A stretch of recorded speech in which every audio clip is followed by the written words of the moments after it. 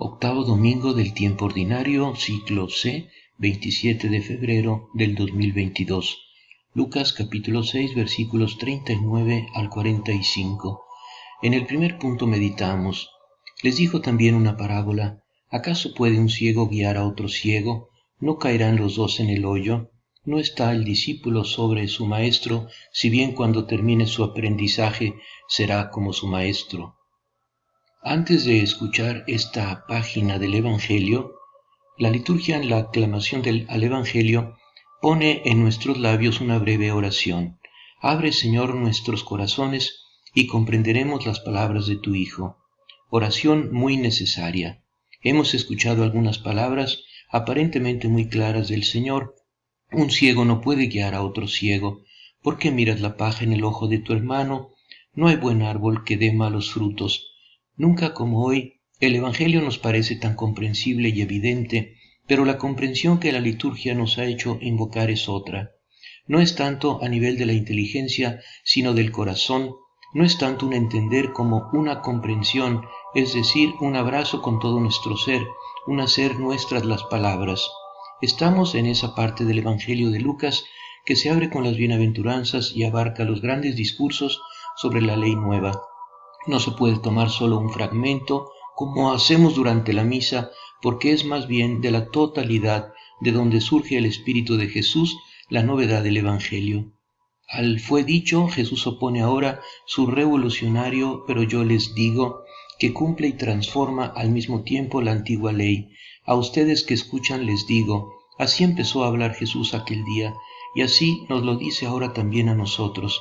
¿Qué nos dice exactamente? Hay tres temas. Primero, un ciego no puede guiar a otro ciego. Segundo, es mal celo querer quitar la paja del ojo del hermano cuando uno tiene hasta una viga en el ojo. Tercero, todo árbol se reconoce por sus frutos, es decir, cada hombre se reconoce a sí mismo por lo que realmente es, no por las palabras que dice, sino por las obras que hace. Una cosa singular, Jesús muestra que aquí dirige a sus discípulos una serie de amonestaciones que en otro lugar había dirigido en forma de reproche a los fariseos. Contra los fariseos había exclamado, son ciegos y guías de ciegos, y cuando un ciego guía a otro ciego, ambos caerán en una zanja. Es a los fariseos sobre todo a los que en varias ocasiones Jesús había gritado sus hipócritas, y aquí hoy esta terrible exclamación hipócrita lo encontramos en un discurso dirigido a sus discípulos y por tanto también a nosotros. Hipócrita, quita primero la viga de tu ojo y entonces podrás ver bien al quitar la paja del ojo de tu hermano. Hoy debemos organizar con valentía nuestro examen de conciencia en torno a esta palabra y dejarnos juzgar por el Evangelio. Quizá por primera vez nos veamos obligados a admitir, por mucho que lo sintamos, que todos somos hipócritas. Como casi todos los discursos de Cristo, este sobre la hipocresía también puede tener dos aplicaciones, una para toda la comunidad cristiana y otra para el creyente individual. No son pocos hoy los que se sienten llamados a denunciar la hipocresía de la Iglesia, especialmente de la Iglesia institucional, incluidos nosotros los sacerdotes. La Iglesia se afirma a sí misma, dice y no hace. Se escandaliza por ciertos males y calla sobre otros, denuncia los pecados de la sociedad civil como los de la injusticia social, sin tener ella misma las manos completamente limpias. Se preocupa por salvar la vida por nacer, pero no hace lo mismo por salvar la vida y supervivencia de los que ya han nacido. Cuando esta crítica no es pura polémica odiosa e interesada, sino que proviene de grupos e instancias proféticas que sinceramente quieren mejorar a la Iglesia, debemos tomarlas en serio y dejarnos interpelar por ellas. Señor Jesús, ten piedad de nosotros que somos ciegos, devuélvenos la vista para ver la verdad del misterio de Dios y de nuestra existencia a la luz de la fe y danos un corazón humilde y obediente para dejarnos guiar por ti. En el segundo punto meditamos. ¿Por qué te fijas en la paja que tiene tu hermano en el ojo y no reparas en la viga que llevas en el tuyo? ¿Cómo puedes decirle a tu hermano, hermano, déjame que te saque la paja del ojo sin fijarte en la viga que llevas en el tuyo? Hipócrita, sácate primero la viga de tu ojo, y entonces verás claro para sacar la paja del ojo de tu hermano. Por estas cosas es Cristo mismo quien llama a la Iglesia a purificarse cada vez más para conformarse a su palabra. Uno de los motivos que llevó a Jesús a gritar su terrible hipócritas, hipócritas, es que no sabían o no querían reconocer los signos de los tiempos. La Iglesia, dice un texto del Concilio Vaticano II, confiesa que le ha venido y puede llegarle mucho beneficio de la oposición de los que la oponen y la persiguen. Los cristianos, sin embargo, no haríamos más que perpetuar el error de querer quitar la paja del ojo ajeno sin quitar la viga del nuestro, si nos limitáramos a un discurso sobre la hipocresía de la sociedad o de la Iglesia, sin pasar nunca hasta nosotros mismos y nuestra hipocresía multiforme. Una sociedad hipócrita es el resultado de individuos santurrones como un lago contaminado es el producto de tantas gotas de agua sucia. El eclesiástico, en la primera lectura, nos exhorta hoy precisamente a esta autocrítica personalísima. Cuando se agita un tamiz, quedan desperdicios. Así, cuando un hombre reflexiona, se le aparecen sus faltas. Recorramos un poco el Evangelio para ver cuáles son, según Jesús, las principales manifestaciones de la hipocresía y si no se encuentran por casualidad todas ellas, cuáles más o menos en nuestra vida. El primer caso es el que se escucha en el pasaje de hoy. Un hipócrita es alguien que continuamente critica a los demás, empezando quizás por el amigo o amiga más íntimos, y nunca se pregunta si lo que detesta en los demás, la vanidad, el egoísmo, la avaricia, la falta de sinceridad, la falta de educación, no se encuentran en mayor medida en sí mismo. Hipócrita, dice Jesús en otro contexto, es quien impone cargas morales muy graves a los demás, quien espera que los demás no se quejen, nunca se inquieten, nunca hagan reclamos, nunca digan que están cansados, solo que reconozcan en cada momento todos estos derechos para sí mismos. Hipócrita, vuelve a decir Jesús, es el que paga el diezmo de las pequeñas cosechas, pero no da ningún peso a las cosas realmente importantes de la ley, la justicia hacia los pobres, la misericordia y la fidelidad. Aquí realmente todos descubrimos que somos parientes cercanos de los fariseos. ¿Cuántos cristianos creen estar bien ante Dios porque pagan el diezmo de la menta y del eneldo, es decir, porque dan una ofrenda, tal vez miserable, al párroco que pasa a bendecir la casa, porque encienden una vela a San Antonio, porque financian una obra piadosa, pero nunca se preguntan si son justos con su familia, con sus empleados, si ellos también no devoran las casas de las viudas, imponiendo rentas intolerables, si realmente ejercitan la misericordia con los hombres y la fidelidad con Dios.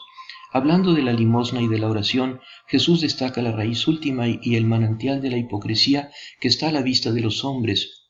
Cuando des limosna, no toques la trompeta delante de ti, como hacen los hipócritas, para ser alabados por los hombres.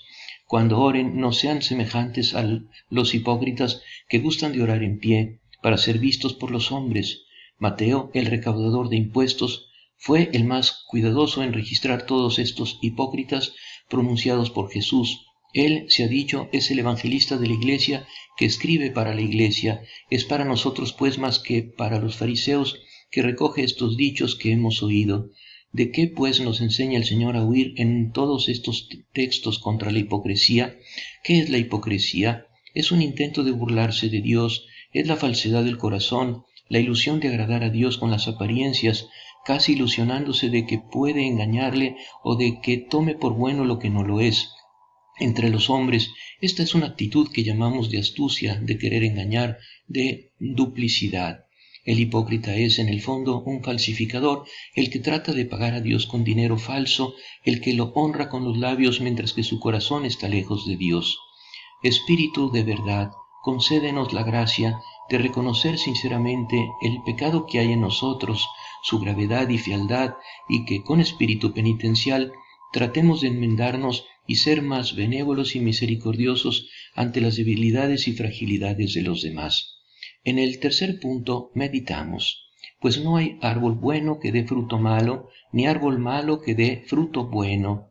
Por ello, cada árbol se conoce por su fruto, porque no se recogen higos de las zarzas, ni se vendemian racimos de los espinos.